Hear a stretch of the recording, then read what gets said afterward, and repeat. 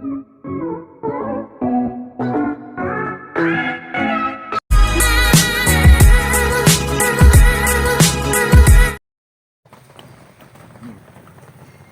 guys, magpapalit tayo ng rack and pinion oil seal sa right side.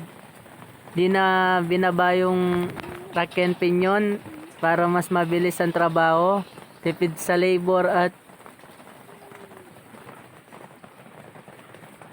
mabilis ang trabaho. Yan guys, tinatanggal na.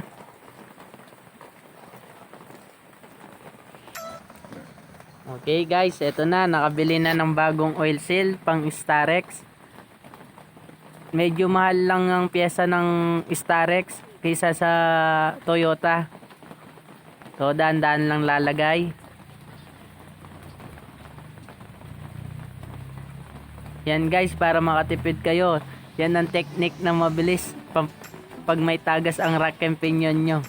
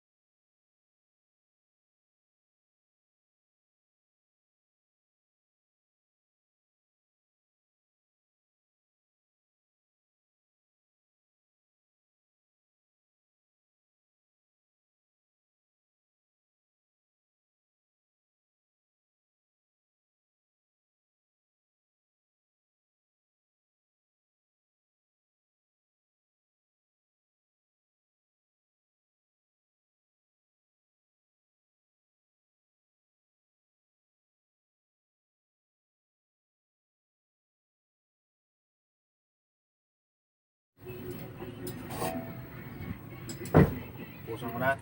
Oo.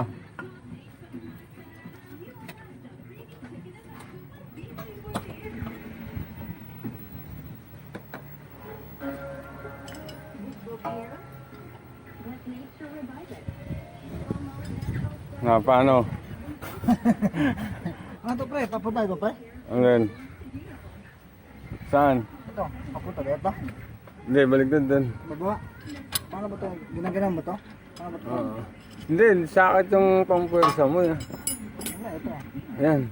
Walang, hinanap ko yung ano mo. Ay, sa kabila, extension lagyan mo. Sa kabila mo, tapos lagyan mo extension.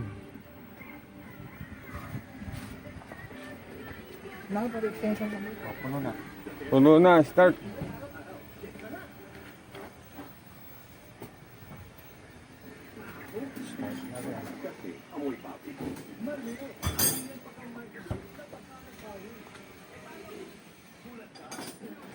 Nandito yung ano. Nandun. Nandun.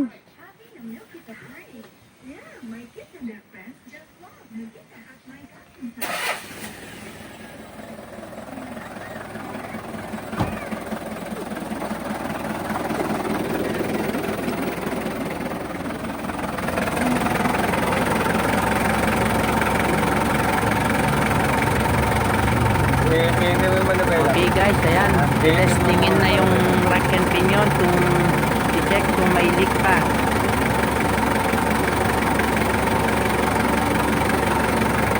Ayan guys. Okay. Okay. Hop. Okay na. Wala nang tagas.